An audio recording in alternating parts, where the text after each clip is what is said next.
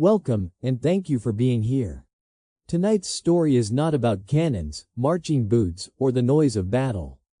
It is not about heroism shouted across smoky fields or dramatic turning points etched into textbooks. Instead, this is a quieter story, one that unfolded far from the front lines, behind heavy curtains and polished doors, in rooms where the war felt distant, muffled, and almost unreal. Tonight, we step into the private world of the ultra-wealthy during the American Civil War. While much of the nation lived with uncertainty, shortage, and anxiety, a small group existed in an entirely different reality.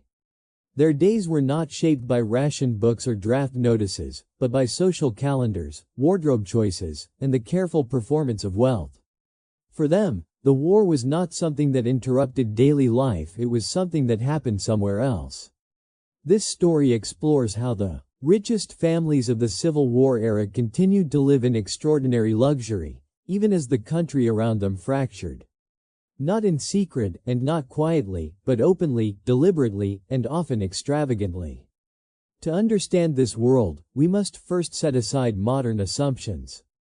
Today, extreme wealth often hides behind privacy, offshore accounts, and understated branding. But in the 1860s, wealth demanded visibility. If you had money, you were expected to show it.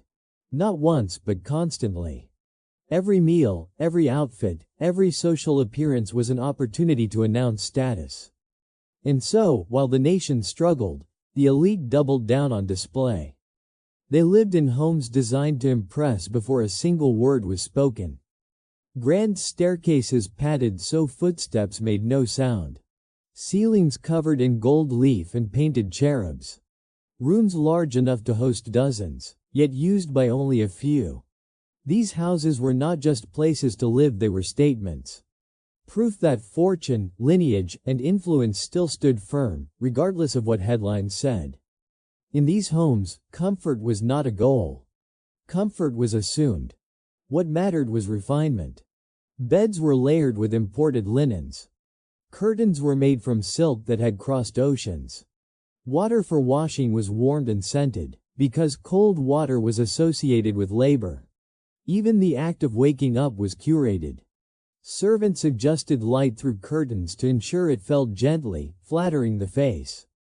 Privacy, in the modern sense, barely existed. There was always someone nearby, ready to assist, observe, or report. The wealthy did not wake themselves. They were awakened. And this pattern continued throughout the day. Nothing was rushed. Nothing was accidental.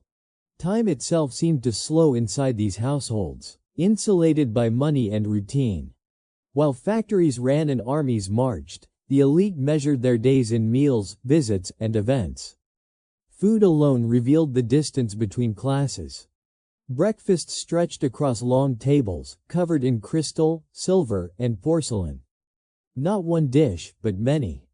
Game birds, imported fruits, rich breads, thick chocolate, and beverages that required explanation rather than choice. The purpose of these meals was not nourishment. It was display. To sit at such a table was to participate in a performance. The arrangement of plates, the order of service, even the way food was discussed all reinforced hierarchy. Who was served first? Who commented on flavor? Who was allowed to complain? These details mattered. They always did. And conversation, just as carefully managed, flowed alongside the courses. Discussions of society, family connections, and subtle rumors replaced any serious mention of the conflict outside. The war existed, of course, but it remained abstract, something discussed in terms of investment risk, supply disruptions, or political positioning rather than personal cost. For many elites, the war was inconvenient, not devastating. Clothing played an equally important role in this world. Dressing was not a private act. It was a coordinated effort involving multiple attendants. Each garment served a purpose beyond warmth or modesty. Fabric signaled access. Lace signaled expense. Gold buttons and imported trims signaled old money rather than new success. Repeating an outfit was not just unfashionable, it was socially damaging. Every appearance required calculation. Who might be present? What message should be sent? What rival needed to be outshone? Clothing became a language, one spoken fluently by those raised within it, and painfully by those who were not. Even transportation reflected this mindset. Carriages were not simply a way to move through the city. They were rolling announcements. Lacquered surfaces, polished fittings, matched horses, and uniformed drivers ensured that every arrival was noticed. Routes were chosen not for efficiency, but visibility. To be seen was the point. A carriage ride was a public statement that wealth remained intact. Social gatherings reinforced this reality even further. Breakfasts, luncheons, dances, and evening events functioned as informal courts of power. Invitations were currency. Seating arrangements were strategy. Conversations were measured, coded, and remembered. At these events, charity often appeared but rarely without spectacle. Fundraisers became elaborate displays of generosity, where donations were carefully timed and publicly observed. Support was expressed in ways that maximized visibility, ensuring reputations grew alongside contributions. Was help provided? Yes. But image always came first. Perhaps the most striking element of this world is how completely it insulated its inhabitants from the emotional weight of the era. While letters from the front circulated elsewhere, here the concerns were social rank, fashion trends, and perceived slights. Life continued with remarkable consistency. This was not ignorance. It was distance. Distance created by money, by servants, by walls thick enough to block sound, and routines strong enough to block reality. The wealthy did not deny the war's existence. They simply experienced it as background noise. And this is what makes their story so revealing. It shows how wealth does more than buy comfort. It reshapes perception. It alters what feels urgent, what feels optional, and what feels real. In a time of national crisis, the elite did not abandon their rituals. They refined them. Luxury did not pause. It evolved. In this world, excess was not considered inappropriate. It was considered necessary. A way to maintain order, stability, and hierarchy when everything else seemed uncertain. Display became reassurance. Opulence became armor. And so, while history often remembers the Civil War through battles and leaders, there was another story unfolding quietly alongside it.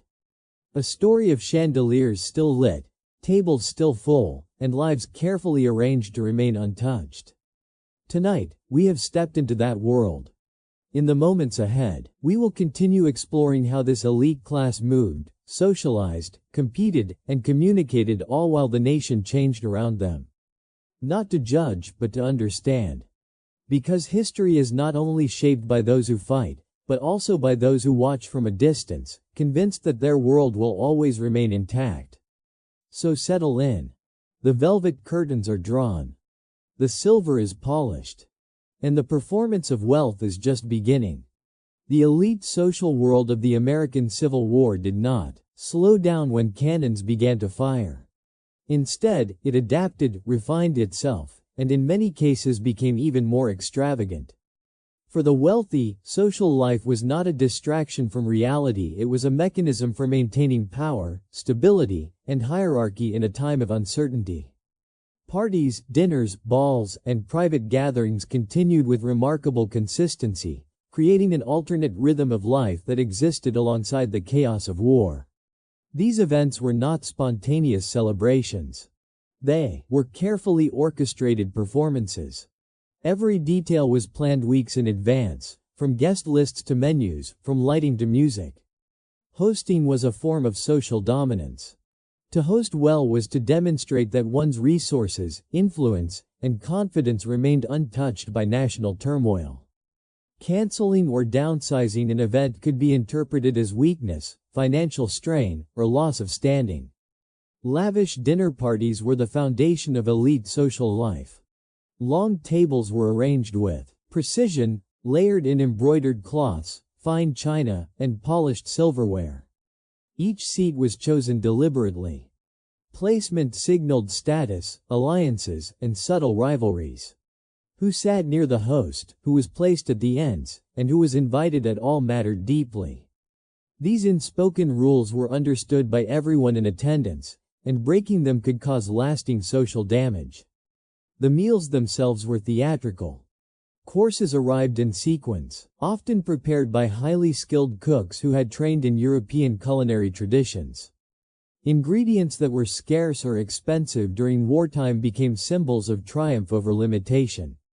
Imported wines, rare spices, and delicacies appeared not because they were necessary, but because they were difficult to obtain. Scarcity increased their value as status symbols. Conversation during these dinners followed an equally controlled pattern. Open discussion of battlefield casualties or suffering was considered inappropriate. Instead, guests spoke about society news, fashion trends, family connections, and vague political opinions framed carefully to avoid discomfort. The war was acknowledged indirectly through references to supply chains, economic shifts, or future prospects, but rarely addressed as a human tragedy.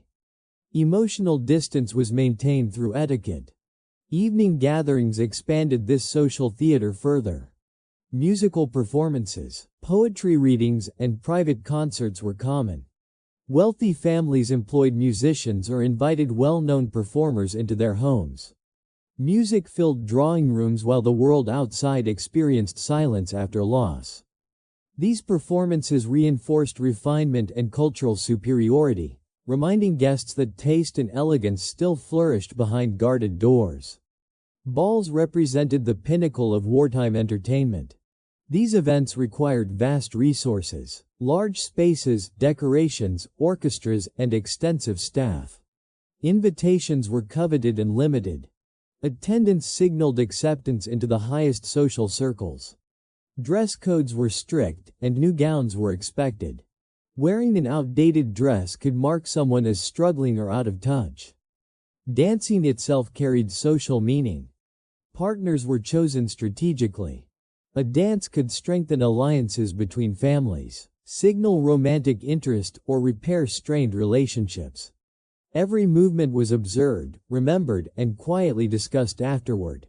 In these rooms, reputations were built or quietly diminished. Charity events also became social spectacles. Fundraisers for hospitals, soldiers' aid, or relief efforts were often framed as noble causes, but they also served as stages for visibility.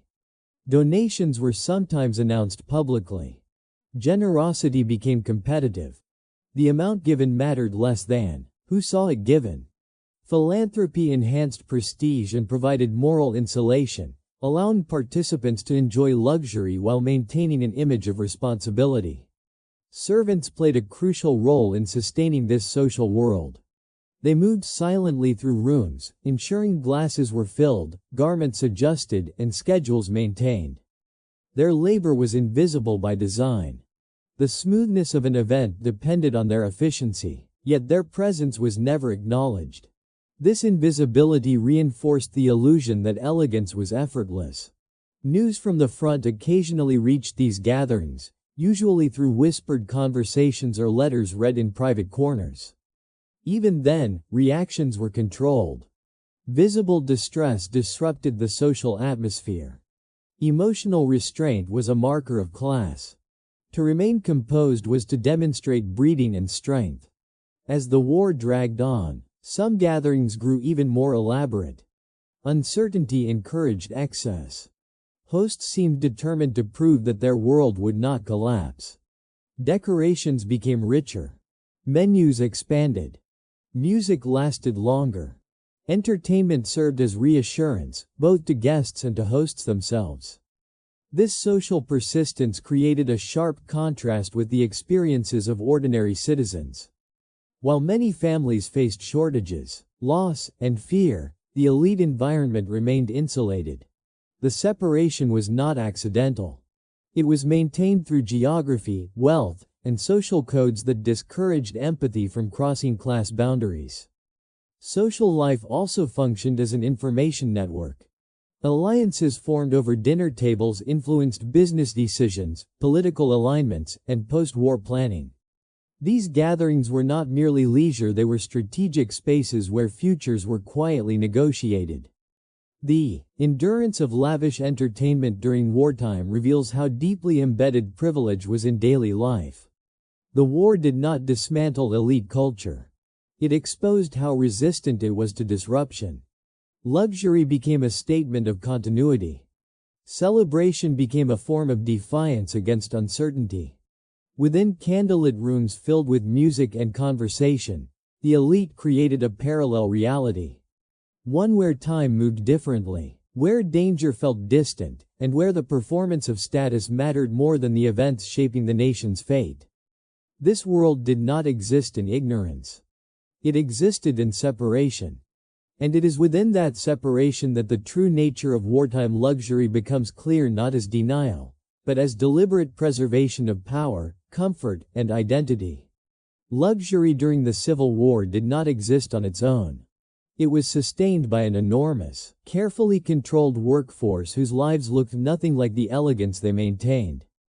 Behind every polished table, every perfectly arranged room, and every seamless social event stood servants whose labor made elite life appear effortless. Their presence was constant, yet their identities were deliberately erased from the story the wealthy told about themselves. In elite households, servants were not considered individuals with inner lives, fears, or opinions. They were viewed as extensions of the house itself, as essential as walls or staircases. Their role was to ensure that nothing disrupted the illusion of calm, abundance, and refinement. The smoother the experience for the elite, the more invisible the labor became. A large household could employ dozens of servants, each assigned to highly specific tasks. There were cooks, kitchen assistants, housemaids, valets, ladies' maids, footmen, drivers, gardeners, and laundresses. Each position existed within a strict hierarchy. Authority flowed downward, and questioning instructions was rarely tolerated. The structure mirrored the broader social order that defined the era. Workdays were long and rigidly scheduled. Servants rose before the household awakened and retired long after the last guest departed. Their day revolved entirely around the needs of others. Meals were eaten quickly, often standing, and rarely resembled the food they prepared. Rest was minimal, privacy almost non-existent. During wartime, this labor became even more demanding. Maintaining luxury required greater effort as supplies became harder to source. Servants were tasked with preserving appearances despite shortages, substitutions, and rising costs. Creativity was expected, but credit was never given. A flawlessly executed dinner under difficult conditions enhanced the host's reputation, not the servant's skill. Discipline was enforced through both formal rules and social pressure. Mistakes, even minor ones, could result in dismissal. A misplaced utensil, a stain on a tablecloth, or an overheard conversation could end employment instantly. For servants, job security depended not only on performance, but on silence. Emotional restraint was mandatory. Servants were expected to remain neutral regardless of personal circumstances. News from the war affected them directly through family members conscripted, injured, or killed, but expressions of grief were unwelcome. Their emotions were considered disruptions to the household's atmosphere. Physical proximity did not translate into social closeness.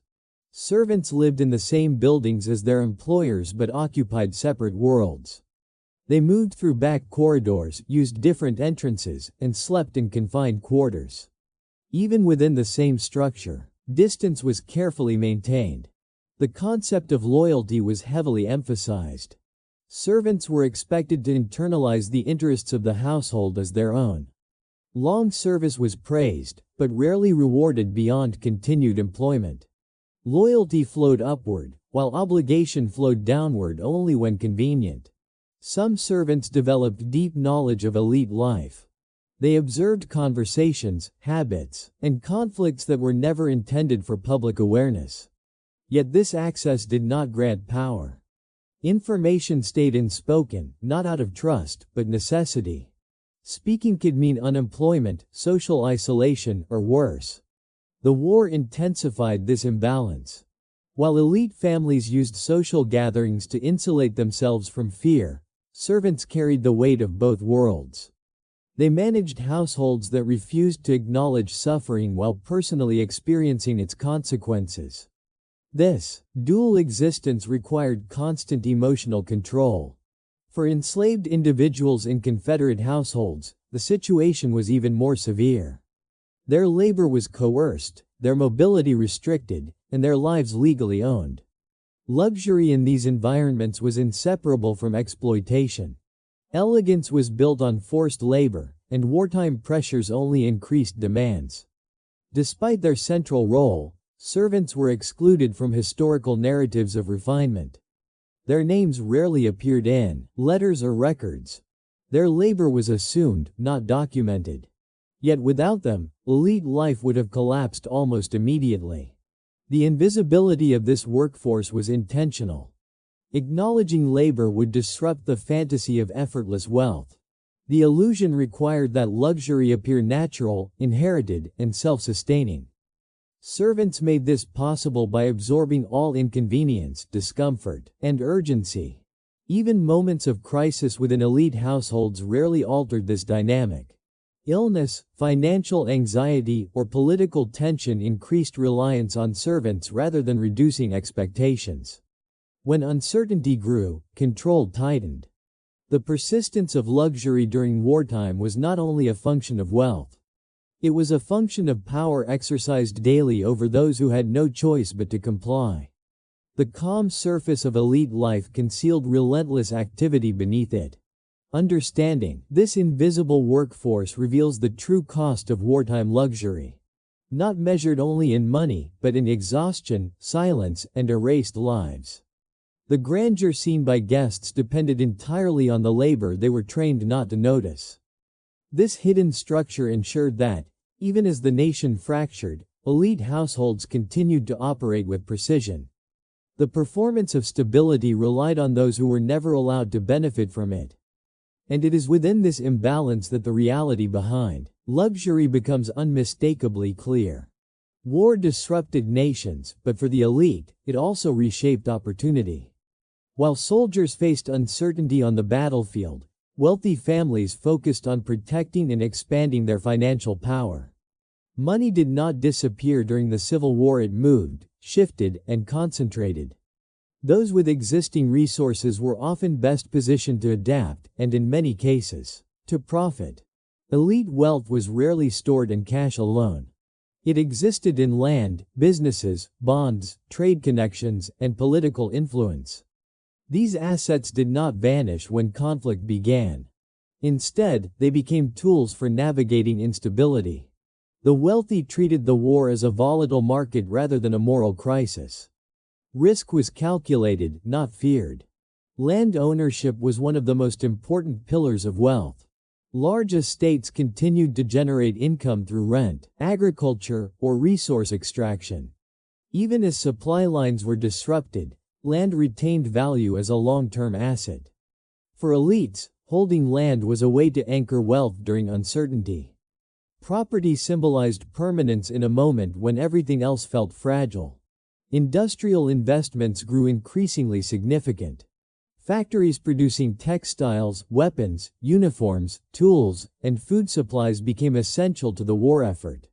Those who already owned or financed such operations found themselves in a position of leverage. Demand surged, contracts multiplied, and profits followed. War created urgency, and urgency favored those with capital and connections. Government contracts became a major source of income. Supplying armies required vast amounts of material, and speed mattered more than cost. Elites with political ties secured deals that guaranteed steady payment. Oversight was limited, and accountability often secondary. In this environment, efficiency was rewarded, but influence was even more valuable. Speculation also played a role. Wealthy individuals invested in bonds, commodities, and businesses they believed would gain importance as the conflict continued. These decisions were informed by private information, social networks, and political insight unavailable to most citizens. Knowledge itself became a form of currency. Currency instability affected different classes unevenly. Inflation and shortages harmed ordinary households, but elites were better equipped to absorb fluctuations. They diversified assets, moved money across regions, and relied on credit networks. Financial resilience allowed them to remain insulated while others struggled. Banks remained central to elite strategy. Access to credit ensured continuity of lifestyle and investment. Even during wartime, the wealthy could borrow against assets, negotiate favorable terms, and restructure debt. Financial institutions prioritized clients with proven resources, reinforcing existing hierarchies. For many elites, the war was not a pause in ambition but a test of adaptability. Business decisions were framed as pragmatic rather than exploitative. Profit was justified as foresight. Losses elsewhere in society were viewed as unfortunate but inevitable consequences of conflict. Moral questions rarely entered financial calculations. The suffering associated with war remained abstract when filtered through ledgers and contracts. Distance from the battlefield allowed money to be discussed without reference to bloodshed. Financial success became detached from human cost. Inheritance strategies also adapted. Families planned for uncertainty by securing trusts, transferring assets, and protecting lineage wealth. The war intensified concern for legacy.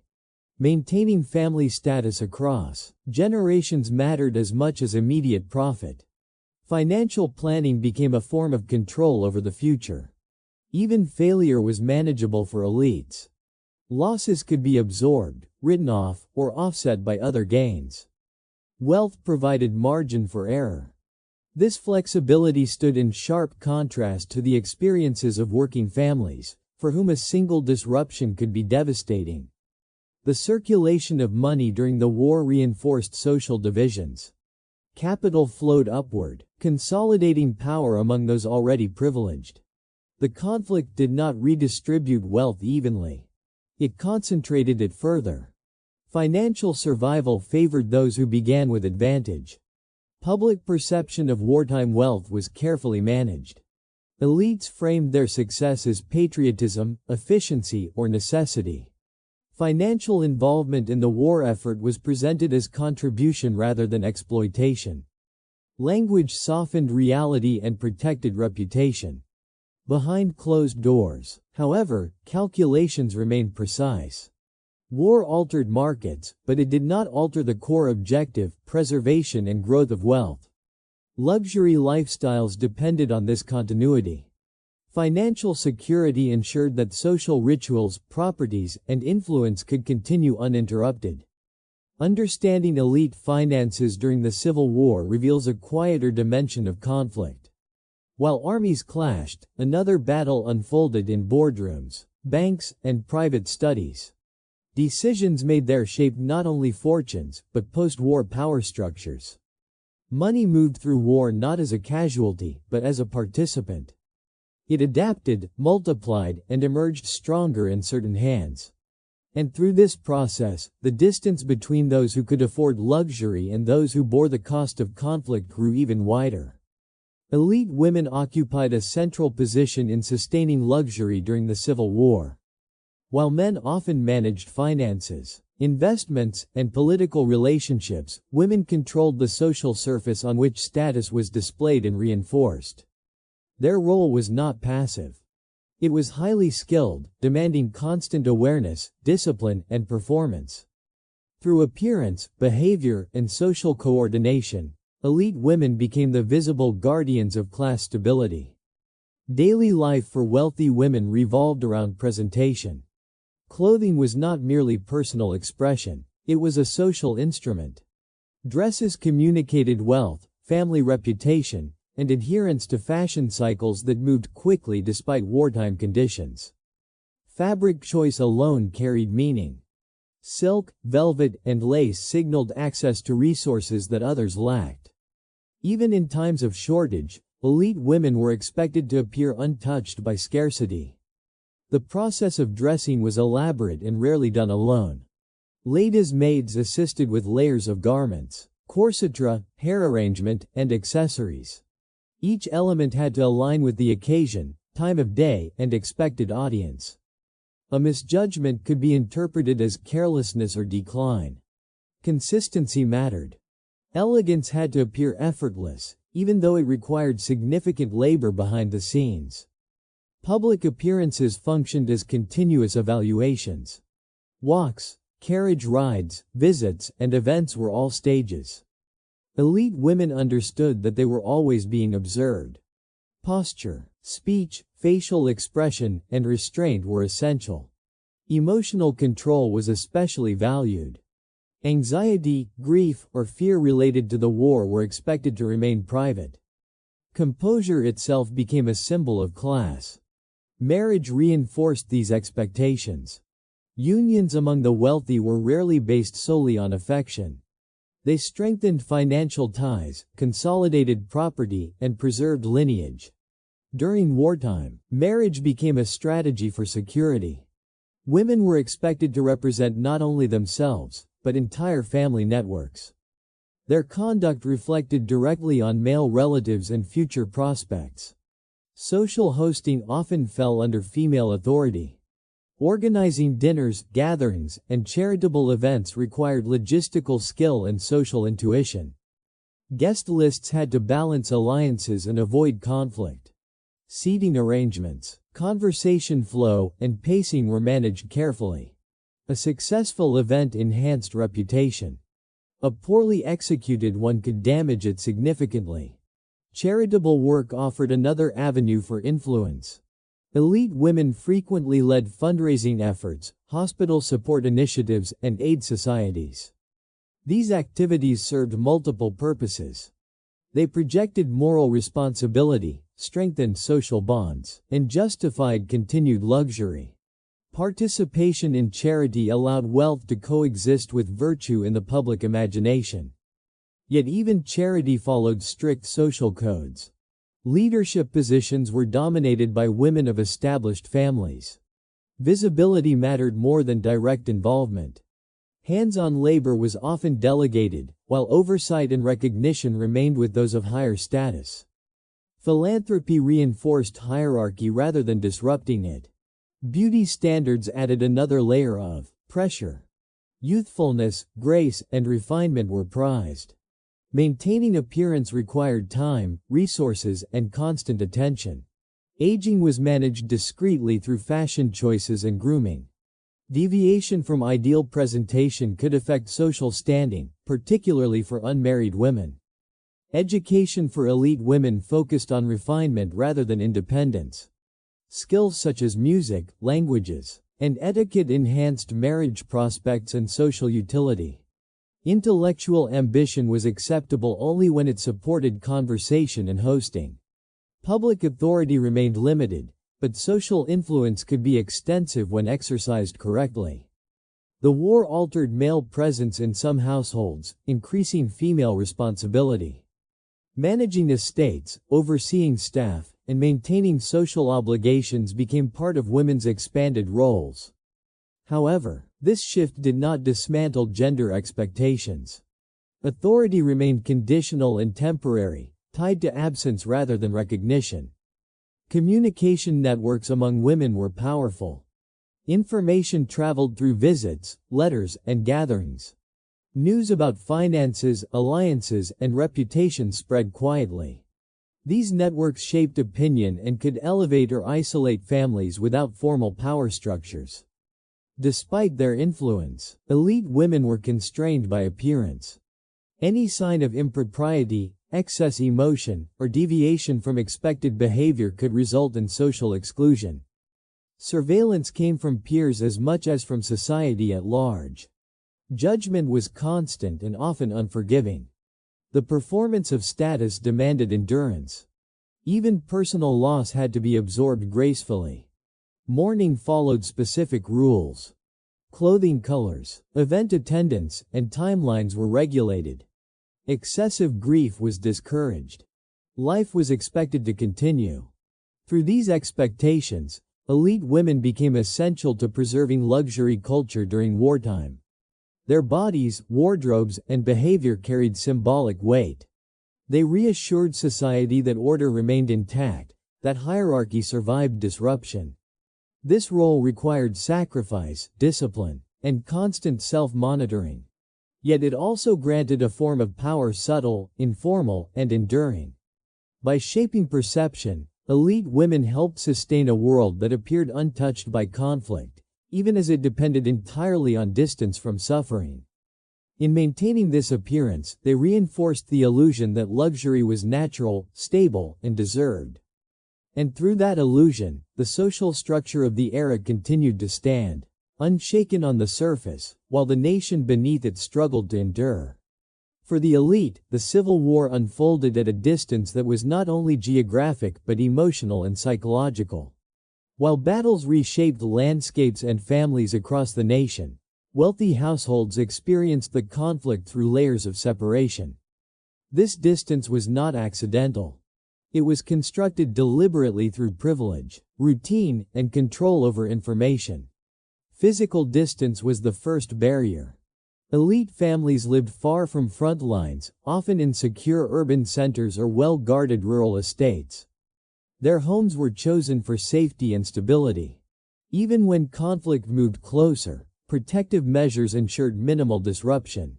Servants filtered news, managed logistics, and absorbed practical concerns, allowing the household to function as if insulated from danger.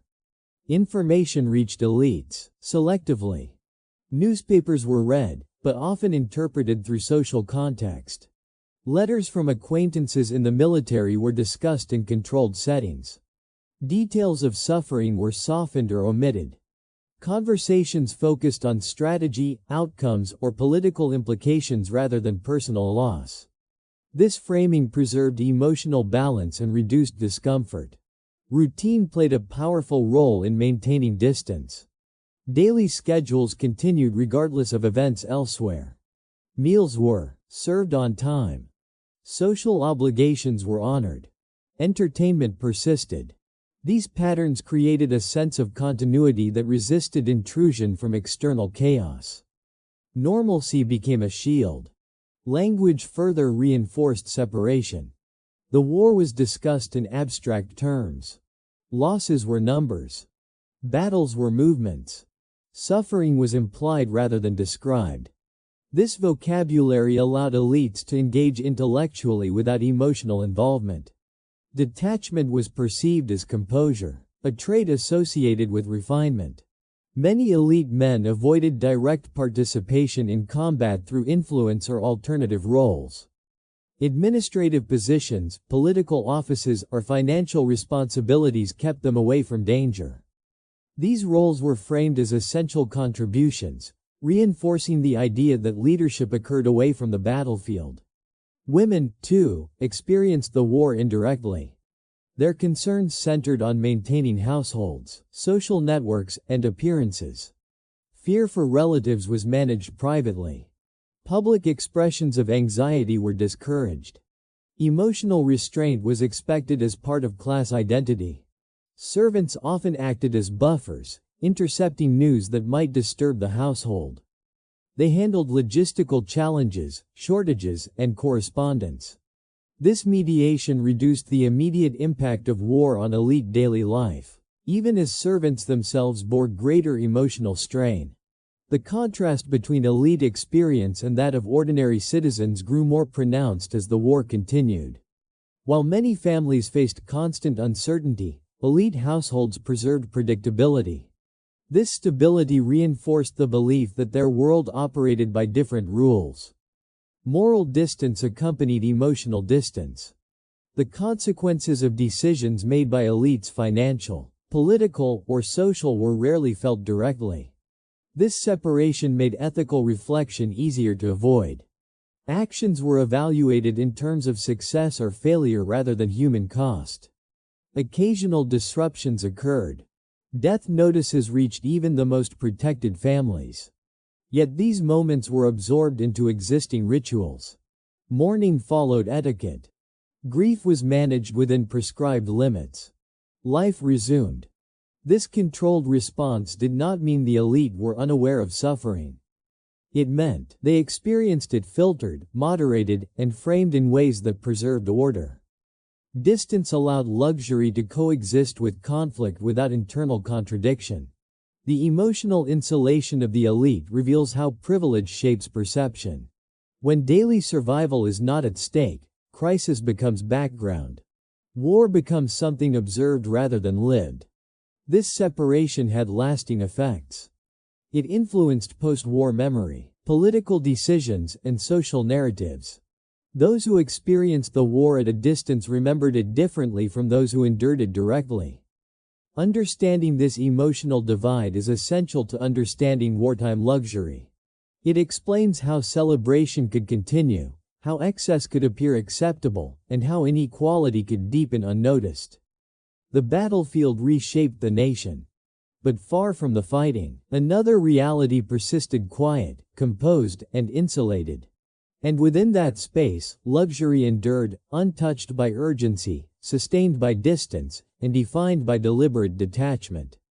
For the elite, surviving the Civil War was not only a matter of protecting wealth and comfort. It was also about protecting reputation. Status depended as much on perception as on property, and during a time of national upheaval, controlling the narrative surrounding one's family became a critical task. Public image was treated as an asset that required constant management. Elite families understood that visibility carried risk. Being seen enjoying luxury while others suffered could invite criticism, resentment, or political consequences. As a result, appearances were carefully calibrated. Extravagance continued, but it was framed in socially acceptable ways. Private indulgence was separated from public presentation. Language played a central role in this control. Public statements, letters, and social conversations were shaped to emphasize duty, restraint, and contribution. Wealth was described as responsibility rather than privilege. Luxury was framed as tradition, stability, or necessity. These narratives softened the contrast between elite life and widespread hardship. Charity became a powerful tool in reputation management. Donations, events, and leadership roles in aid organizations were highlighted, while the scale of private consumption remained discreet. Public generosity created moral credibility. It allowed elites to maintain comfort while appearing aligned with national sacrifice. Social networks functioned as information filters. Gossip, praise, and criticism traveled quickly within elite circles. Families monitored how they were discussed and adjusted behavior accordingly. Invitations, alliances, and public appearances were used to reinforce favorable impressions and distance from controversy. Press relationships mattered. Newspapers often reflected elite perspectives, whether through direct influence or shared social ties. Coverage emphasized leadership, patriotism, and stability among wealthy families. Negative portrayals were rare and often muted. Control over media narratives helped shape public understanding of wartime society. Symbols were used strategically. Flags, uniforms, and patriotic gestures appeared at appropriate moments. Public displays of loyalty reinforced legitimacy. These symbols reassured observers that wealth and patriotism were not in conflict. Even mourning was managed. Losses were acknowledged with dignity and restraint. Excessive grief could be interpreted as weakness or instability. Following social rules for mourning signaled discipline and continuity, reinforcing the idea that elite families remained composed under pressure. Private contradictions were hidden. Financial gain from war-related investments was rarely discussed openly. Political maneuvering occurred behind closed doors. The public story focused on unity and contribution, while personal interests were pursued quietly. Reputation management extended beyond the war itself. Elites planned for how they would be remembered. Decisions were influenced by future standing in post-war society. Preserving honor, lineage, and influence mattered as much as immediate success. Women often played a central role in this process. Through hosting, correspondence, and social engagement, they shaped how families were perceived. Their actions reinforced narratives of refinement, responsibility, and moral standing. The control of narrative also limited criticism. By defining acceptable discourse, elites shaped what could be questioned and what could not. Inequality became normalized. Luxury was reframed as leadership. This careful image management contributed to long-term social stability for the elite. It protected their position during the war and strengthened it afterward. While many citizens emerged from the conflict changed and diminished, elite families preserved continuity. Understanding this narrative control reveals how power operates beyond economics. Influence depends on perception. By shaping how they were seen, elites shaped how history would remember them. Luxury during wartime was not only about material excess. It was about maintaining legitimacy.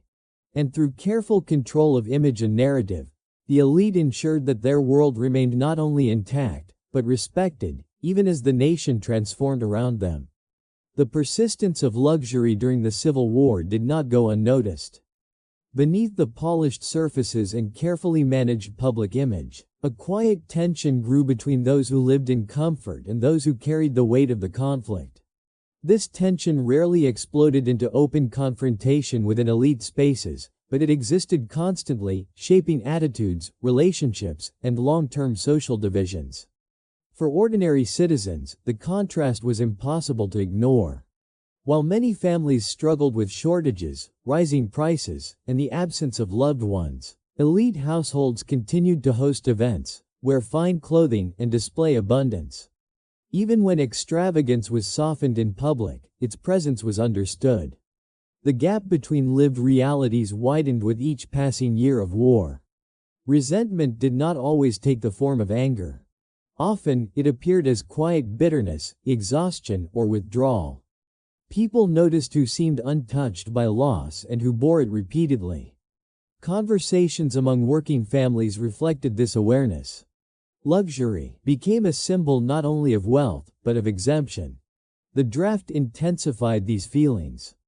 Policies that allowed wealthier individuals to avoid combat through substitutes or alternative arrangements reinforced perceptions of inequality. Service and sacrifice appeared unevenly distributed. While one class planned social calendars, another counted casualties. This divide was reinforced by physical separation. Elite neighborhoods were cleaner, safer, and better supplied. Working-class areas faced shortages and overcrowding. Geography mirrored hierarchy. Movement between these spaces was limited and socially discouraged. Servants occupied a unique position within this tension. They witnessed luxury daily while often sharing the hardships of their own communities. Their labor sustained elite comfort, yet their lives were shaped by uncertainty and vulnerability. This dual exposure heightened awareness of inequality, even if expression was constrained by dependence. Public discourse rarely addressed this divide directly. Open criticism of elites carried social and economic risk. Instead, dissatisfaction circulated quietly through private conversations, letters, and local networks. Silence did not mean acceptance. It meant constraint. Elite awareness of resentment varied. Some recognized the imbalance but viewed it as inevitable. Others dismissed it entirely, convinced that hierarchy was natural and necessary. Very few questioned whether luxury itself contributed to social instability. Rituals of charity attempted to bridge the gap symbolically. Aid events and donations offered relief without altering structure. They eased immediate pressure while leaving underlying divisions intact. Gratitude was expected. Criticism was discouraged. The emotional distance maintained by elites further deepened the divide. When suffering is experienced indirectly, empathy weakens. The war became an abstract event rather than a shared trauma. This difference in perception shaped post-war memory and identity. Cultural narratives reinforced hierarchy. Refinement, restraint, and composure were framed as virtues. Struggle was framed as unfortunate but ordinary. These narratives justified inequality by presenting it as the natural order rather than a product of circumstance. As the war progressed, frustration accumulated. The longer luxury endured, the more visible disparity became. Yet upheaval did not occur within elite spaces. Control over resources, narrative, and security prevented disruption. Tension remained contained. This containment came at a cost. It hardened class boundaries. Trust eroded. The sense of shared national experience weakened. The war ended, but the divide it exposed did not close. Understanding this silent tension is essential to understanding wartime. Luxury. Luxury did not exist in isolation. It existed in contrast. Its meaning was shaped by what surrounded it. The Civil War revealed not only military conflict, but social fracture. One world absorbed loss directly. Another observed from a distance. Between them stretched a gap filled with resentment, silence, and unresolved inequality. Luxury survived the war, but it did not emerge unchanged. It carried with it the weight of division, a reminder that comfort maintained during crisis leaves an imprint long after the crisis ends.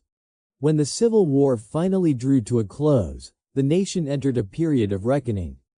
Cities were scarred, families fragmented, and the emotional weight of years of conflict settled heavily across society. Yet within elite circles, the transition from war to peace appeared remarkably smooth.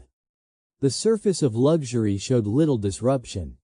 Homes remained intact, fortunes largely preserved, and social rituals resumed with familiar confidence. To outside observers, it seemed as though the elite world had passed through the war unchanged. This sense of continuity was carefully cultivated. The wealthy framed the end of the war not as a rupture, but as a return. Social calendars filled quickly. Gatherings resumed with renewed enthusiasm. Fashion evolved, but the expectation of refinement remained constant. The message was subtle but clear. Stability had endured. In reality, this continuity was an illusion, one sustained by resources, influence, and selective memory. The elite were not untouched by the war. They were simply positioned to absorb its impact without visible transformation. Losses were managed privately. Adjustments occurred quietly. What changed was concealed beneath familiar forms. Economic power played a central role in this transition. Those who had protected or expanded their wealth during the conflict now reinvested with confidence. Reconstruction created new opportunities. Land, infrastructure, and industry became sites of renewed financial activity. The same networks that had navigated wartime uncertainty now shaped the post-war economy. Social hierarchy also reasserted itself quickly. Pre-war distinctions of class regained prominence. Invitations, alliances, and reputations carried forward with minimal interruption. The elite social world resumed its rhythm as if paused rather than broken. New wealth entered the scene, but it was filtered through established norms. Narratives of endurance became popular within elite families. Stories emphasized resilience, leadership, and continuity. Discomfort was reframed as challenge. Sacrifice was acknowledged selectively. These narratives allowed families to integrate the war into their identity without confronting its full consequences. Public memory followed a similar pattern. Commemorations highlighted unity and resolution. The deeper inequalities revealed by the war were rarely addressed within elite discourse. Emphasis rested on restoration rather than transformation. This focus reassured those invested in the existing order. For many outside elite circles, this return to normalcy felt hollow. Losses were permanent. Economic hardship lingered. The contrast between lived reality and elite stability sharpened resentment. Yet power structures remained intact, limiting avenues for change. Elite households adapted their symbols to the new era. Decorations, portraits, and architecture reflected renewed confidence. References to the war were incorporated as markers of history rather than sources of discomfort. The past was acknowledged, but safely contained. Education and upbringing reinforced this continuity. Children raised in elite families inherited not only wealth, but interpretation. They learned which aspects of the war mattered and which could be forgotten. Memory was shaped to preserve identity and legitimacy. Political influence followed similar patterns. Those with established connections participated actively in shaping post-war policy. Reconstruction offered a chance to redefine the nation, but elite interests ensured that change remained measured. Stability was prioritized over redistribution. The illusion of continuity served an important function. It reassured the elite that their world remained coherent. It projected confidence to society at large. And it allowed luxury to persist without interruption or apology. Yet beneath this surface, the war had altered the social landscape. The gap between classes had widened. Expectations had shifted. The belief that hierarchy was unshakable had been tested, even if not overturned. The elite response was to reinforce structure rather than acknowledge vulnerability. This approach shaped the decades that followed. Social divisions hardened. Economic inequality persisted. The lessons of the war were filtered through privilege, limiting their reach. Understanding this post-war illusion is essential to understanding wartime luxury as a whole. Luxury did not simply survive the conflict, it adapted its narrative to emerge unchallenged. Continuity became a story told as much as a reality lived. The war ended, but its impact was unevenly distributed. For some, it marked irreversible loss. For others, it became a chapter absorbed into legacy. And within that difference lies the lasting significance of how luxury endured when everything else seemed to fall apart. The legacy of luxury during the Civil War did not end with the final battles or the signing of peace.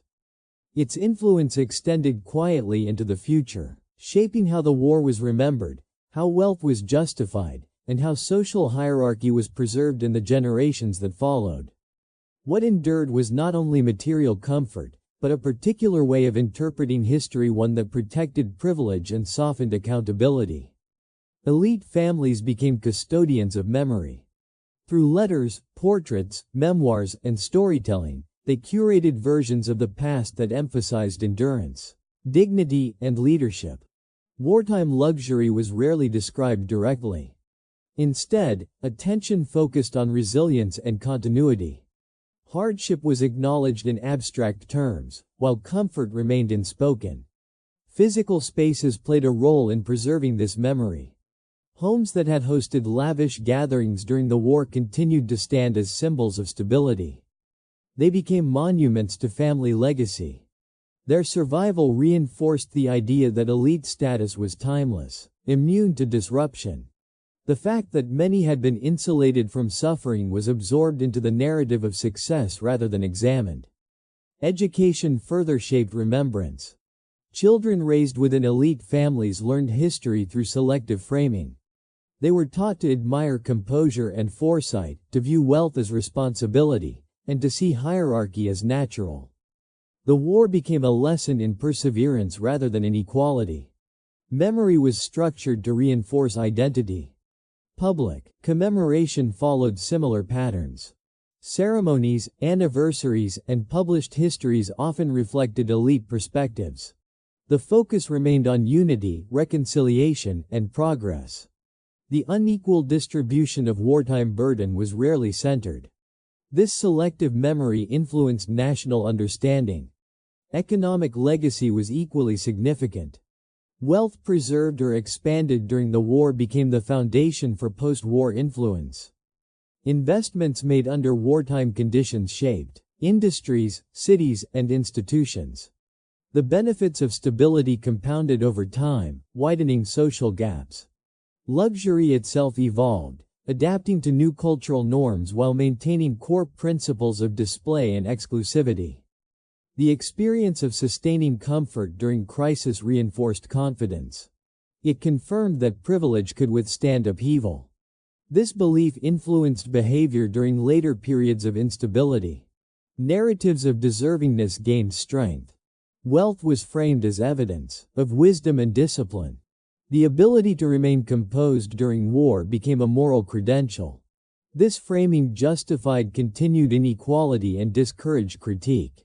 For those excluded from this legacy, memory looked different. Loss, displacement, and hardship shaped family histories. The contrast between these memories and elite narratives deepened social divisions. Yet dominant versions of history rarely accommodated these perspectives. The distance maintained during the war carried forward into peace. Emotional separation became cultural separation. Understanding the war from afar shaped political and social decisions that affected future generations. Legacy also influenced silence. Certain questions were never asked. How luxury persisted? Who paid the cost? What alternatives might have existed? Silence became part of inheritance. Examining this legacy reveals that wartime luxury was not an anomaly. It was a demonstration of how power operates across crisis and memory. The ability to shape narrative ensured that comfort remained legitimate. History is not only what happened, but what is remembered. By controlling memory, elite families extended their influence beyond the war itself. Luxury became part of identity rather than circumstance. This legacy continues to echo. It informs how societies respond to crisis, how inequality is explained, and how privilege is defended. The Civil War exposed divisions, but it also taught the elite how to endure them. Understanding this long shadow completes the picture of wartime luxury. Not as a momentary contradiction, but as a lasting force that shaped the future as much as it defined the past. As luxury persisted through the Civil War and carried itself into the post-war era, it required more than money and distance to survive unquestioned. It required moral justification. For the elite, maintaining comfort during a national crisis could not simply be ignored internally. It had to be explained, normalized, and absorbed into a belief system that allowed inequality to feel acceptable rather than troubling. One of the most powerful tools in this process was silence. Silence operated on many levels. Certain topics were avoided in conversation. Certain questions were never asked. The daily contrast between abundance and suffering was acknowledged only indirectly, if at all. By not naming the imbalance, the elite reduced its emotional weight.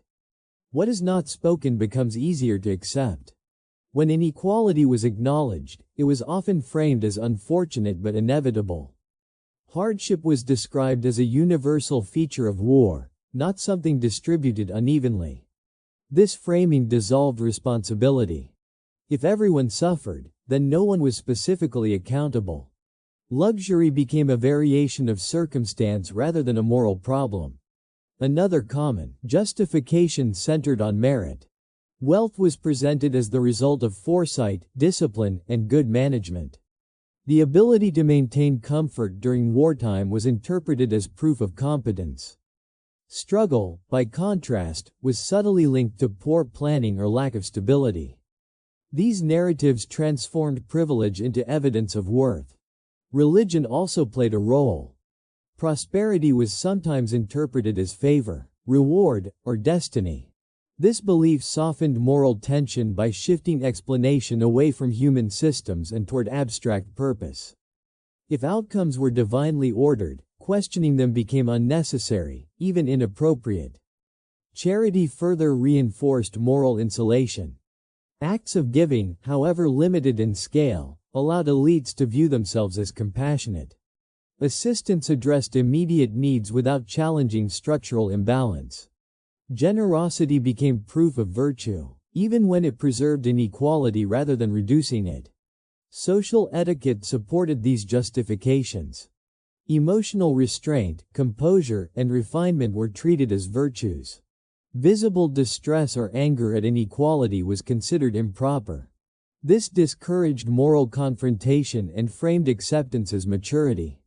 To question luxury too openly risked social exclusion.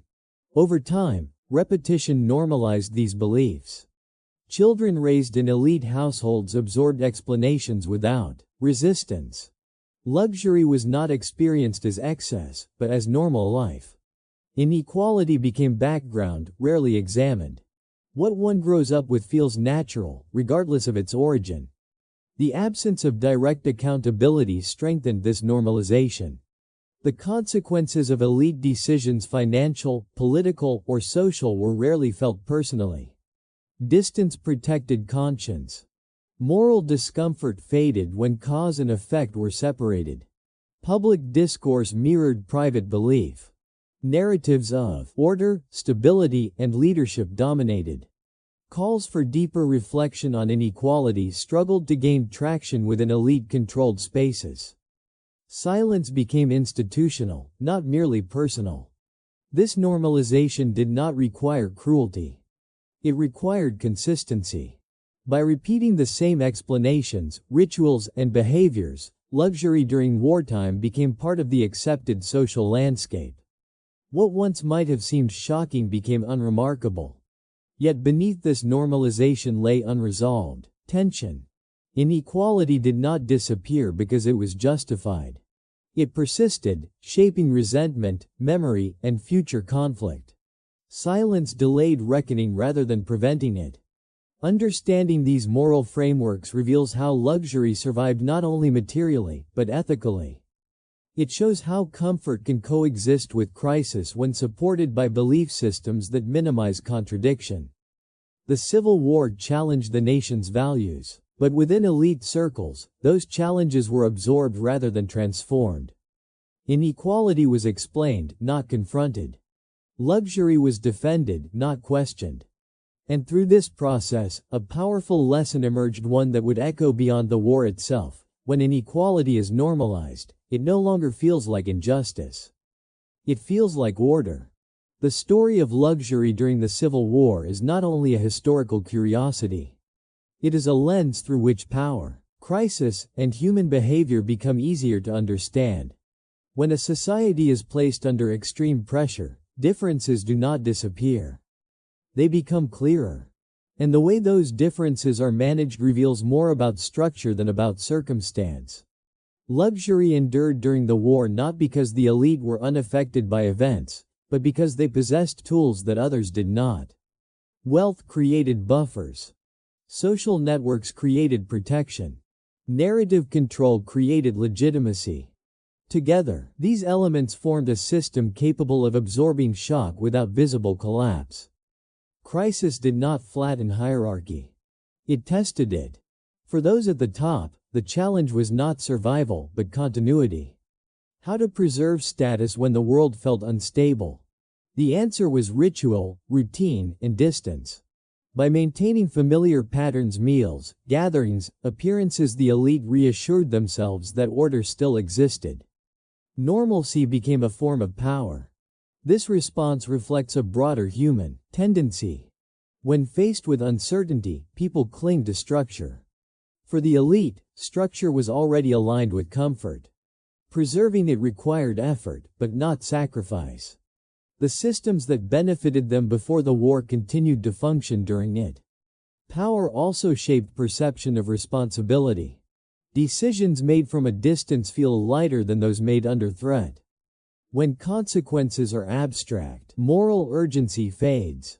This does not require malice. It requires separation. And separation was abundant. Luxury during wartime demonstrates how inequality sustains itself across crisis. It adapts rather than breaks. It shifts language, modifies appearance, and adjusts narrative. But its core remains intact. Crisis becomes another environment to manage. The experiences of those outside elite circles followed a different logic. Crisis disrupted routine, fractured security, and demanded sacrifice. For them, the war was immediate and personal. For the elite, it was contextual and strategic. These parallel realities existed simultaneously within the same nation. What makes this contrast enduring is not just disparity, but interpretation.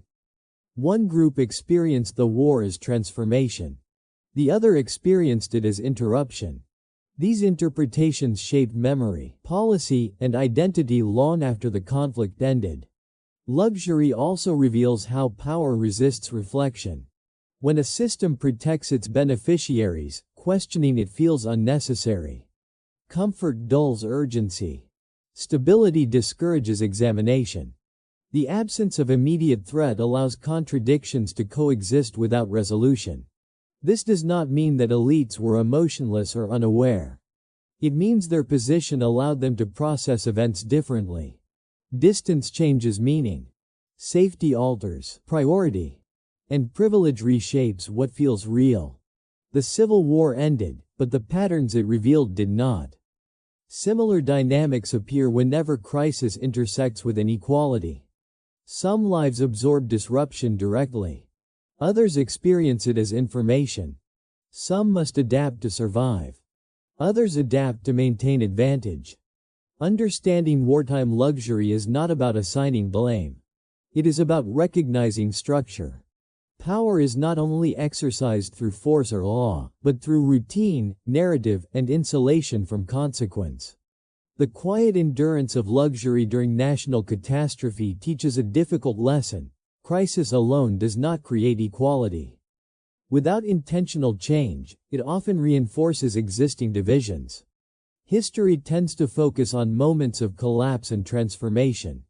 But just as important are the moments when systems endure. When comfort survives chaos. When hierarchy remains stable while everything else shifts. Luxury during the Civil War was one of those moments. It shows how deeply inequality can be woven into daily life, how easily it can be justified, and how quietly it can persist. And it reminds us that to understand any crisis fully, we must look not only at those who struggled to survive it, but also at those whose lives continue almost unchanged. Because in that contrast lies the true measure of power. As the night draws to a close, what lingers most is not the glitter of jewels or the weight of silver trays, but the quiet contrast beneath it all. While battles raged beyond city limits and uncertainty shaped the future of a nation, a small circle of society continued to live inside carefully constructed worlds of comfort, ritual, and display. Their days unfolded according to etiquette, appearances, and social maneuvering, buffered from the harsher rhythms of war by layers of wealth and tradition. These lives were not defined only by excess, but by performance. Every meal, every outfit, every visit and gathering was part of an unspoken language, one that measured status, influence, and belonging. Luxury became both shield and signal, a way to assert control in an era when the world outside felt increasingly unstable.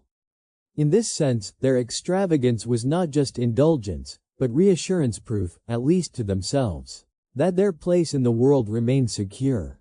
History often remembers wars through generals, dates, and decisive moments. But alongside those stories exist quieter, stranger ones of breakfast tables set like stages, of dances that doubled as negotiations, of carriages rolling past hardship without slowing down. These moments do not excuse the imbalance of the past, but they help us understand it more fully, revealing how societies can fracture into parallel realities even during shared crisis. As you let these images fade, perhaps they serve as a reminder that history is not only shaped by conflict and courage, but also by comfort, denial, and the human desire to preserve familiar worlds for as long as possible. Even as time moved forward and fortunes shifted, these rituals left behind echoes, lessons about power, privilege, and the fragile illusion of permanence. Thank you for spending this quiet time here and for listening until the end. If you enjoyed this journey into the softer, stranger corners of history, you are always welcome to return. Until next time, rest well and good night.